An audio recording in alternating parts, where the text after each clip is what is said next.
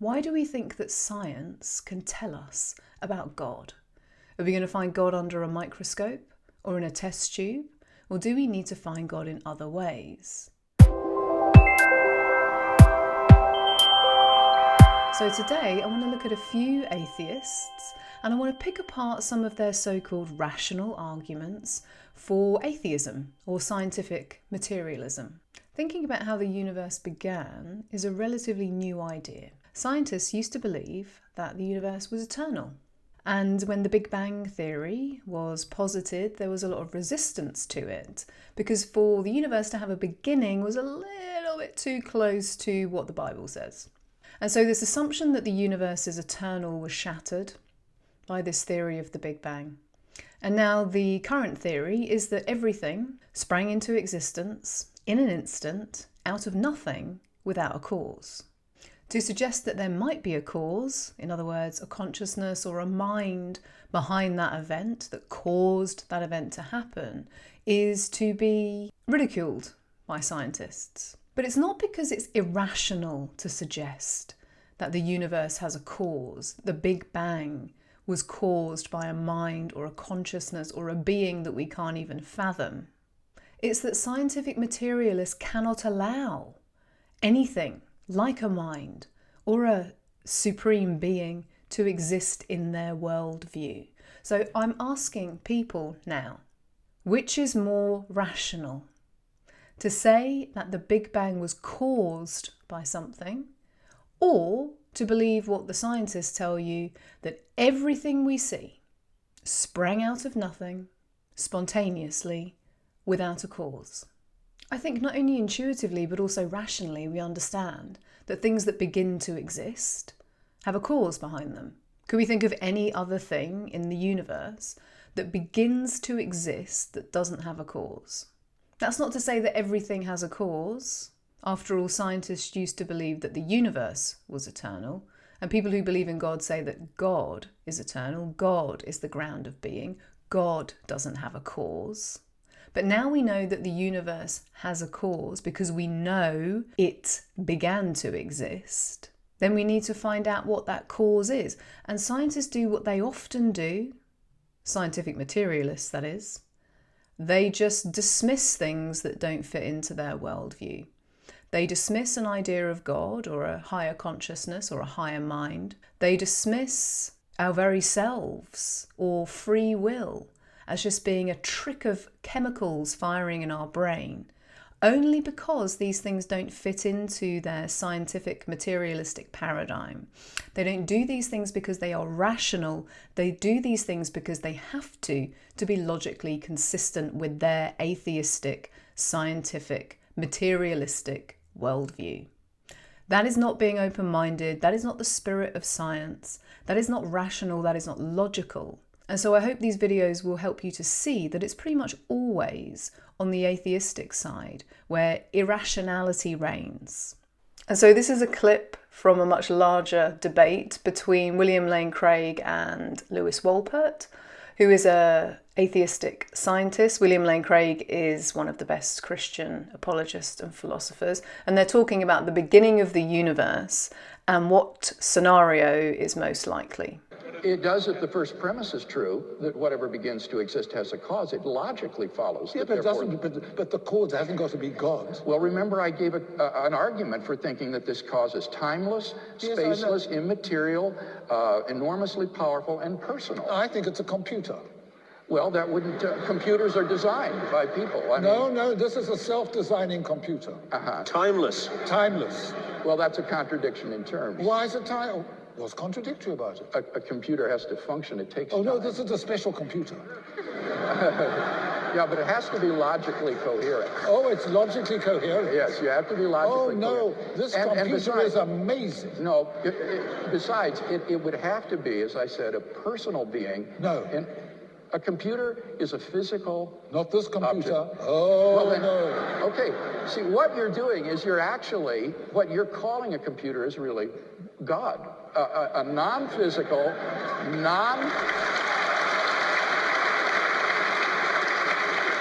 It's just another word if you rob it of all the attributes that make it a computer.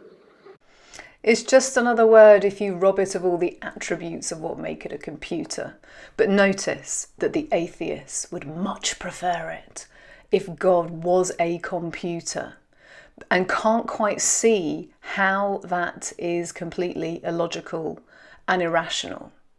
And notice that when William Lane Craig said, and it would have to be a personal being, he says, no, and then starts talking about some fantastical computer that sort of created itself and allowed everything to just pop into existence. So it's the personal nature of God that atheists don't like. When they start to describe what might have caused the beginning of the universe, they start to speak absolute gibberish. And as William Lane Craig says, you have to be logically consistent. I know people don't really believe that or like to be logically consistent. They like to just believe whatever they believe. But if you're looking for the truth, you have to be logically consistent. You can't just say things like, I think that a computer caused everything to be. Well, where did the computer come from? They don't really want to be giving a logical argument because they can't. And so they either reduce everything to a kind of joke, or they just start scoffing, or they start making personal attacks against people who are laying out, as William Lane Craig does every time, very, very logical arguments for the existence of God. Terence McKenna once said, when talking about the atheistic view of the beginning of the universe, he described it as saying, give us one free miracle and we'll describe the rest through scientific materialism.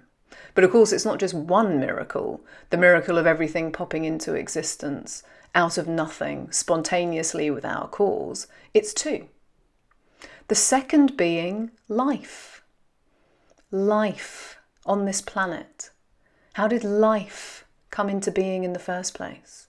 I think a lot of people believe that the theory of evolution can explain the origin of life. It can't. The theory of evolution explains how life progresses. It doesn't say anything about how life began on this planet. It's a difficult problem. How does life come out of no life? How does consciousness come out of inert matter?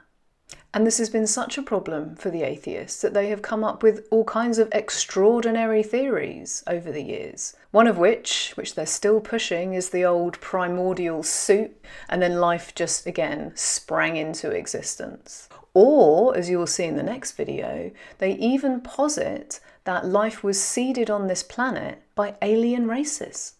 But the reason they have to do this, and especially with the alien theory, what they're doing is bringing a mind in, aren't they? They recognise that life doesn't spring into existence spontaneously. And in fact, Richard Dawkins is going to say as much in this next video. So they have to posit a mind. But they posit an alien mind from a different place in the universe. But we're talking about origins. So even if a more advanced civilization seeded us on the planet, how did that advanced civilization begin? What was the origin of that advanced civilization? What's the origin? How do you get life out of no life? Well, then who did create the heavens and the earth? Why do you use the word who? You see, you immediately beg the question by using the word who. Well, then how did it get created? Well,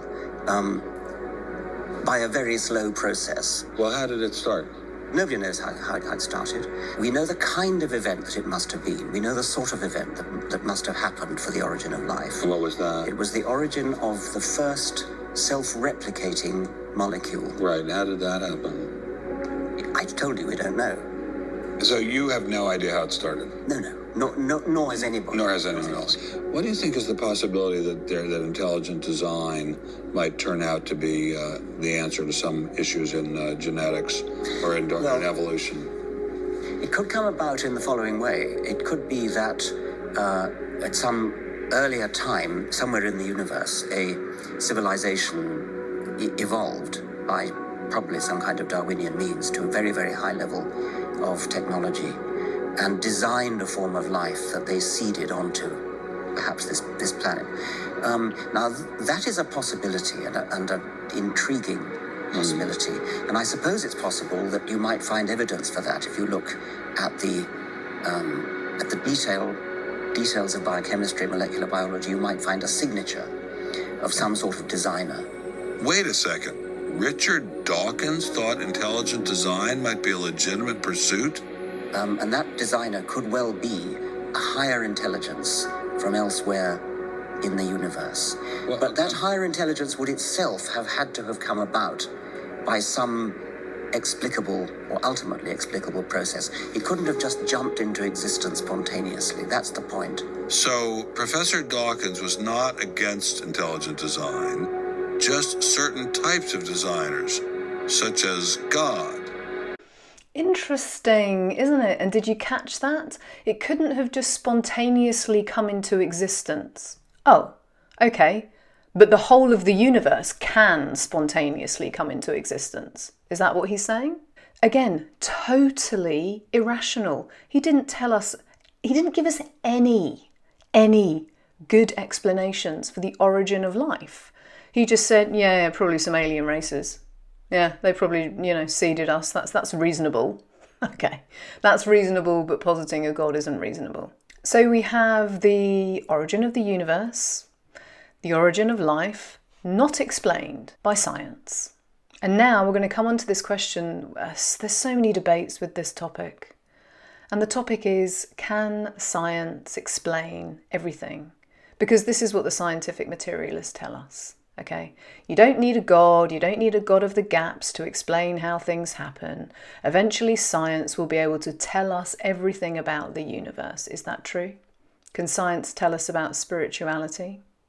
And so here's another clip, a slightly older one of William Lane Craig now, with famous angry atheist Peter Atkins, talking about and educating Peter Atkins on all of the things that science cannot explain. But do you deny that science cannot account for everything? Yes, I do deny that science. So what can't it account for? Let me list 5. Logical and mathematical truths cannot be proven by science. Science presupposes logic and math, so that to try to prove them by science would be arguing in a circle. Metaphysical truths, like there are other minds other than my own, or that the external world is real, or that the past was not created 5 minutes ago with an appearance of age, are rational beliefs that cannot be scientifically proven. Ethical beliefs about statements of value are not accessible by the scientific method. You can't show by science whether the Nazi scientists in the camps did anything evil as opposed to the scientists in Western democracies. Aesthetic judgments, number 4, cannot be accessed by the scientific method because the beautiful, like the good, cannot be scientifically proven. And finally, most remarkably, would be science itself. Science cannot be justified by the scientific method. So put that in your pipe and smoke it. Yeah, all right. Okay. So none of these beliefs can be scientifically proven, and yet they are accepted by all of us, and we're rational in doing so. And we're rational in doing so. Of course we are. Of course science cannot explain everything. We can't look to scientists to tell us everything about what it is to be human. Certainly not spiritual matters. But this is the attitude. And even when something is laid out as clearly and as logically as William Lane Craig did there, they still don't get it. They seem to be intelligent people, they're scientists, but this lack of logic is baffling. Why can't they see? It's because from the outset they can't allow God into their worldview, or their worldview is shattered. No one wants their worldview to be shattered. So when people are in that state of trying to hold everything together, they don't care about logic, they don't care about rationality, they just care about keeping their beliefs intact. So here's another clip of Peter Atkins decades later. He's still going. He's still going, won't accept, won't tolerate, won't even have an open mind about God. And here is someone challenging him on that. Because, of course, scientists are supposed to look at the evidence, are they not? To draw their conclusions. They're not supposed to decide something at the outset and then make everything fit that particular worldview. So we're going to have a look at what he says when he's confronted about the fact that he's not looking at the evidence. Some people might accuse you of being so committed to atheism that you'd never be willing to countenance any evidence that might lend support to a creator behind the universe. So I'm just interested, what sort of evidence could science or the physical universe present to you that would make you think, actually, that is evidence that there's a mind behind this? I find that a very difficult question. If I were looking in the Bible for evidence, heaven forbid, I would expect to see maybe increase in entropy is equal to Q reversible divided by temperature. And that is... If there was literally an equation in the Bible equation like in that. the Bible, rather than all this wishy-washy, elastic writing that it pervades. All right. So if there was something like that they discovered in the Bible, then I'd think it was probably a forgery. Well, exactly. The problem is, would it actually make you? No. I mean, is there anything from, is there any kind of evidence in the universe that could make, I mean, if the stars lined up to spell, Peter, please believe in me, it's about time. I put it down to madness. You put it down, so... To personal madness. Right. Yeah. It sounds like, Peter, that there's no evidence that would persuade you away from atheism. Well, to be honest, I think that's probably the case. In that sense, do you even have an evidence-based view if you're actually committed to atheism a priori? Well, I'm predicting that there will be no such evidence. That's not quite the same thing as being committed to it a priori.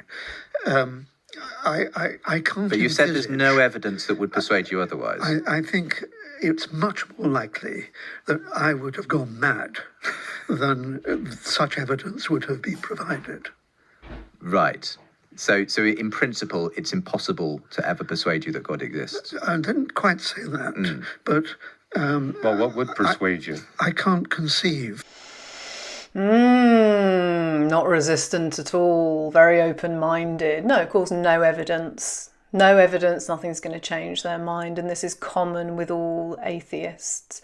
And the kind of evidence that they would want, mathematical formulas in the Bible, the kind of evidence they want doesn't exist and would never exist. And yet millions and billions of people over the years have had deeply transformational personal relationships with God.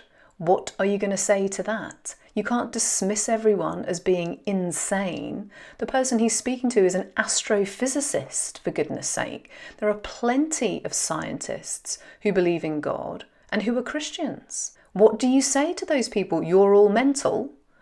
It's not good enough. And these are the best that they've got.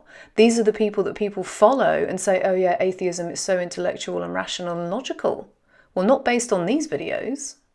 And so I'm going to suggest that actually science and religion do not have to be separate, that they are just different ways of trying to understand reality, and they can, in fact, be merged. I'm going to show you two videos now. One from a scientist, Neil deGrasse Tyson, and he's going to talk about the different dimensions. And he's going to talk about them because they're trying to explain why, on the quantum level, things act in such a weird way, like particles popping in and out of existence and quantum entanglement.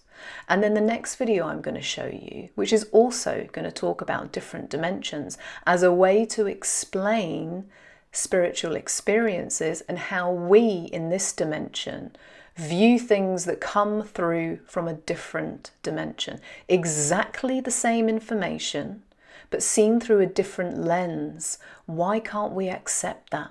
Why can't we work together? Why can't we posit a very rational idea of an intelligent designer, even if we don't understand what that is or who that is? Doesn't it make more sense that there's a mind behind all of this intelligibility? And so let's look at these two videos and see if we can make sense of what these people are saying, and can we actually merge these two ideas?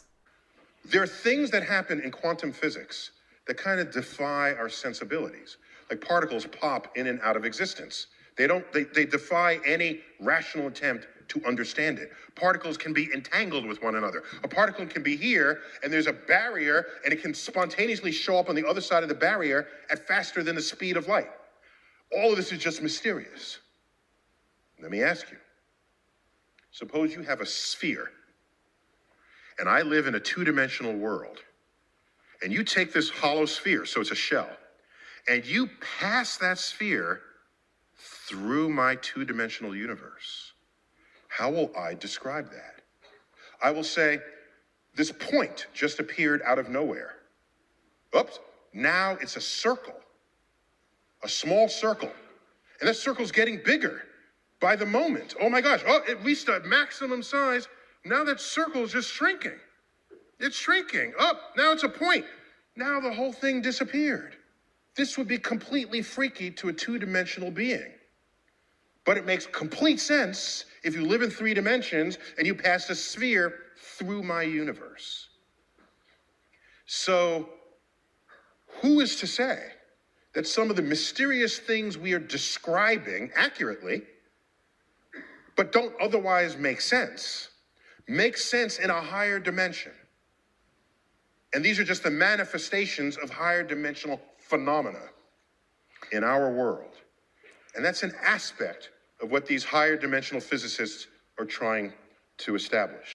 Aspects of higher dimensions in our world. Now, of course, Neil deGrasse Tyson is not talking in any way about spirituality. He is an atheist, okay? But when we get down at the quantum level, things are pretty wacky and weird.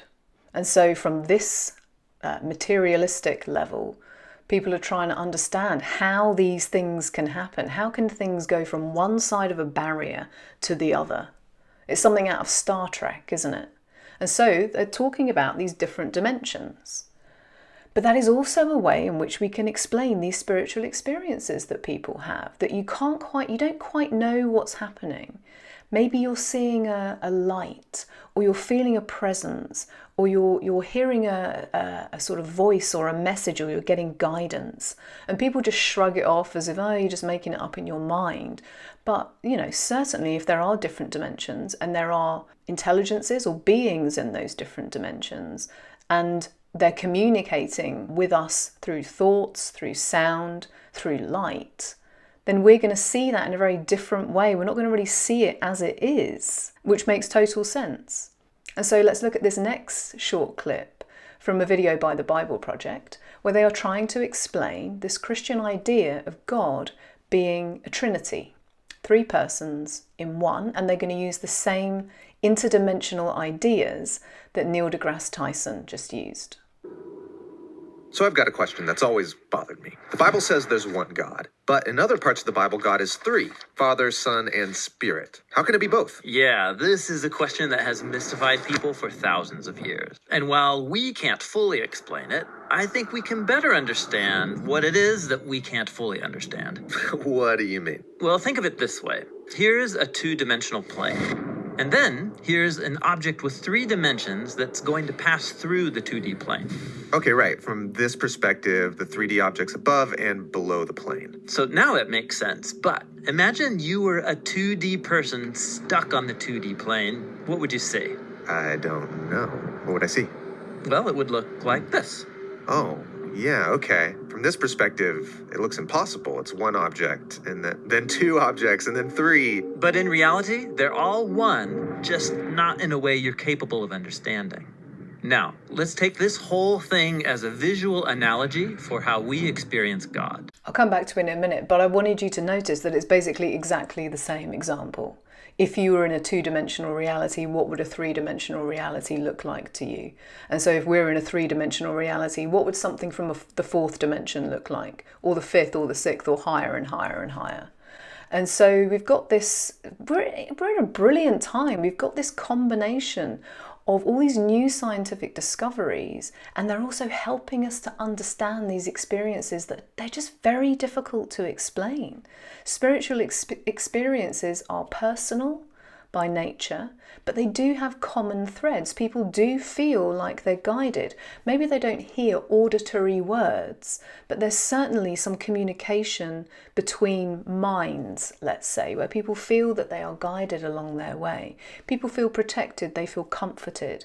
And it can't just be explained away by saying that people are insane or mad, or they want to believe in fairy tales, because the very fundamental questions of the universe, how we came to be, are still unanswered by science. And so I think we need to have enough humility to say, yeah, okay, Science can't explain everything and spirituality can't explain it. Or they can't explain things in the same ways. Can we merge them? Can we unite them? Can we drop our hubris and our arrogance? I think so. And so let's go back to this video and just watch a little bit about it in terms of the nature of God. The claim in the Bible is that God is transcendent, a divine being through whom we live and move and have our being. Or, as God says, I am. Okay, but I live here in this universe, so when God appears, it will make sense in some ways, but in other ways, it will break my categories. Exactly. This happens all the time when people encounter the God of the Bible. Of course, God breaks our categories. God is beyond everything that we can see and perceive in a normal way. And so even though Peter Atkins says things like the Bible uses elastic language, you must understand what the Bible is and what it isn't. It isn't a textbook. It isn't a rule book, but it has these ancient stories that talks about humanity and humanity's relationship to God. And one of the reoccurring themes in the Bible is that God speaks, God communicates, and many people have that experience. And so I'll put the links to all the debates so you can have a look at the full debates and all the videos that I've put in this little video today so that you can start to have a look at these things for yourself. But I hope that I've shown that just because someone says they are an atheist or a scientist, that they're not always rational. They have a stake in the game. They often don't want to believe in God from the outset, and they don't want other people to either. These people are professional atheists, okay? They make a lot of money from being that way. And so we can't just accept what they say as gospel. We have to listen to what they say and notice how irrational and how illogical they can be. So if you have any comments or other examples, perhaps, of atheists not being rational, then please post them below, and I'll speak to you again soon.